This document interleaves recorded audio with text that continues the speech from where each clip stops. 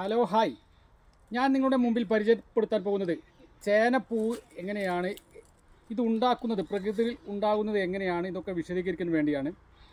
സാധാരണ രീതിയിൽ ചേനപ്പൂവ് എന്ന് പറയുന്നത് രണ്ട് തരമുണ്ട്. ഒന്ന് കാട്ടുചേനയുടെ പൂവും, ഒന്ന് നമ്മുടെ നാട്ടുചേനയുടെ അഥവാ നമ്മുടെ സാമ്പാറിലൊക്കെ ഉപയോഗിക്കുന്ന നമ്മൾ കൃഷി ചെയ്യുന്ന ചേനയുടെ പൂവും. ഇത് രണ്ടും ഒന്ന് വിശദീകരിക്കുകയാണ്.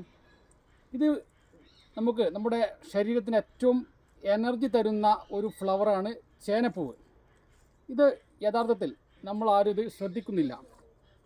ചേന ഒരു വർഷം കൃഷി ചെയ്ത് അത് കളക്കാതെ നിന്ന് കഴിഞ്ഞ് പിറ്റത്തെ വർഷം ഏപ്രിൽ മാസത്ത് അഥവാ നമ്മുടെ വേനൽക്കാലത്ത് പൂക്കുന്ന ഒരു പ്രതിഭാസമാണ് ചേന പൂ എന്ന് പറയുന്നത്. ഇത് നമുക്ക് വളരെ സിമ്പിളായിട്ട് ഈ ഫ്ലവർ ഉണ്ടാക്കാം. സാധാരണ രീതിയിൽ ചേന കൃഷി ചെയ്യുന്നത് പോലെ കൃഷി ചെയ്ത് ഉണ്ടാക്കുക, എന്നിട്ട് ആ വർഷം കളക്കാതെ നിൽക്കുക, എന്നിട്ട് അടുത്ത വർഷം രണ്ടാം വർഷം വേനലിൽ ഏപ്രിൽ മാസത്ത് ഇതുപോലെ നല്ല ഫ്ലവറായി വരുന്ന ഒരു പ്രതിഭാസം നമുക്ക് കാണാം. ഇത് ചേന പൂവ് ഇട്ടതിന് ശേഷം വല്ലാതെ വെയിറ്റ് ചെയ്യരുത്. നമുക്ക് ആ ഇളം പൂവ് ആണ് നമുക്ക് കറി വെക്കാൻ പറ്റുക, അല്ലെങ്കിൽ ഉപ്പേരി വെക്കാൻ പറ്റുക. ഈ ഫ്ലവർ ഇതാ വളരെ മനോഹരമായ ഫ്ലവറാണ് ഈ കാണുന്നത്. ഇത് പുറം ഒരു തൊലിയുണ്ട്, ആ തൊലിയുടെ ഉള്ളിൽ ഒരു പുഷ്പമാണ് കാണുന്നത്. വളരെയധികം മനോഹരമാണ്. പ്രകൃതി ഒരുക്കിയ വളരെ മനോഹരമായൊരു പുഷ്പമാണ് ചേനപ്പൂവ്. ഇത് കറി ഇതിലുള്ള മുകൾ ഭാഗം, ഈ കിരീടം പോലെയുള്ള ഈ ഭാഗം ഒഴിവാക്കണം. അത് ഒഴിവാക്കിയിട്ട് നമുക്ക് ഉപ്പേരി ഉണ്ടാക്കാൻ പറ്റുകയുള്ളൂ. ഈ ഭാഗമാണ് ഒഴിവാക്കേണ്ടത്.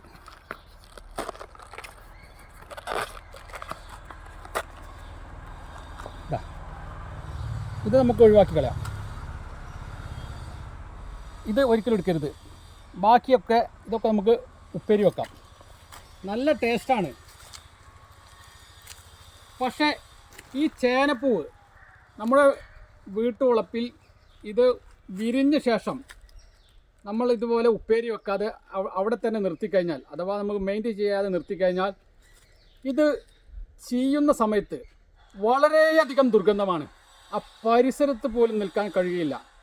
ആ ദുർഗന്ധം പിന്നെ ഒഴിവാകണമെങ്കിൽ ഈ ചേനപ്പൂവ് അവിടുന്ന് പറിച്ചു കൊണ്ട് കുഴി കുത്തി മണ്ണിട്ട് മൂടിയെങ്കിൽ മാത്രമേ ആ വാസന പോവുകയുള്ളൂ. അത്രയും അസഹനീയമായ വാസനയാണ് ചേനപ്പൂവ് ചീഞ്ഞ് കഴിഞ്ഞാലുള്ള വാസന. അതുകൊണ്ട് ഇത് നിങ്ങൾക്ക് വളരെ സിമ്പിളായിട്ട് തന്നെ ഉണ്ടാക്കാം. സംഗതി ഇത്രയേ ഉള്ളൂ. ഒരു വർഷം കളക്കാതെ ഇടുക. പിറ്റത്തെ വർഷം മാർച്ച് ഏപ്രിൽ മാസത്ത് വളരെ നല്ല രീതിയിൽ നല്ല ഫ്ലവറായി വരുന്നതാണ്. നല്ല പ്രോട്ടീനാണ്, നല്ല ശരീരത്തിന് വേണ്ട ഏറ്റവും നല്ല എനർജി തരുന്ന ഒരു സംഗതിയാണ് ഈ ചേനപ്പൂവ്. അതുകൊണ്ട് വലിയ ചേനയുടെ പൂവ് അഥവാ വലിയ ചേന, ആ ചേനയുടെ വലിയ പൂവുണ്ടാകും. ചെറിയ ചേനയ്ക്ക് ചെറിയ പൂവുണ്ടാകും. ഇതിൻ്റെ ഇവിടെയാണ് കട്ട് ചെയ്യേണ്ടത്, അടിഭാഗം. ഈ ഫ്ലവർ എടുത്ത ആ ചേന വീണ്ടും നമുക്ക് കളച്ച് ഉപയോഗിക്കാം എന്നതാണ് ഇതിൻ്റെ പ്രത്യേകത. അതുകൊണ്ട് ഇതുപോലെയുള്ള ഫ്ലവറുകളൊക്കെ നിങ്ങൾ ഒന്ന് എക്സാമ്പിൾ നോക്കിക്കഴിഞ്ഞ് നിങ്ങൾ ഉണ്ടാക്കി കഴിഞ്ഞാൽ നിങ്ങൾക്ക് വളരെയധികം ടേസ്റ്റോട് കൂടിയ ഭക്ഷണം കഴിക്കാം. അതുകൊണ്ട് ഇത് കാണാത്ത ആളുകൾ, ചേനപ്പൂവ് കാണാത്ത ആളുകൾ, നിങ്ങൾ ചേനയുടെ വിത്ത് കൊണ്ടുവന്ന് കൃഷി ചെയ്ത് ഒരു വർഷം കളക്കാതെ നിർത്തിക്കഴിഞ്ഞാൽ അത് ഫ്ലവറായി മാറുന്നതാണ്. ഇതിൻ്റെ ഉൾഭാഗമാണ് ഈ കാണുന്നത്. ഇത് കേസരി ആണ്. വളരെയധികം മനോഹരമാണ്. അതുകൊണ്ട് ഇതുപോലെയുള്ള പ്രതിഭാസങ്ങൾ വരും തലമുറ കണ്ടിട്ടില്ല, അവർക്ക് പരിചയപ്പെടുത്താൻ വേണ്ടിയാണ് ഞാൻ ഈ ചേനപ്പൂവ് നിങ്ങളുടെ മുമ്പിൽ കൊണ്ടുവന്നത്.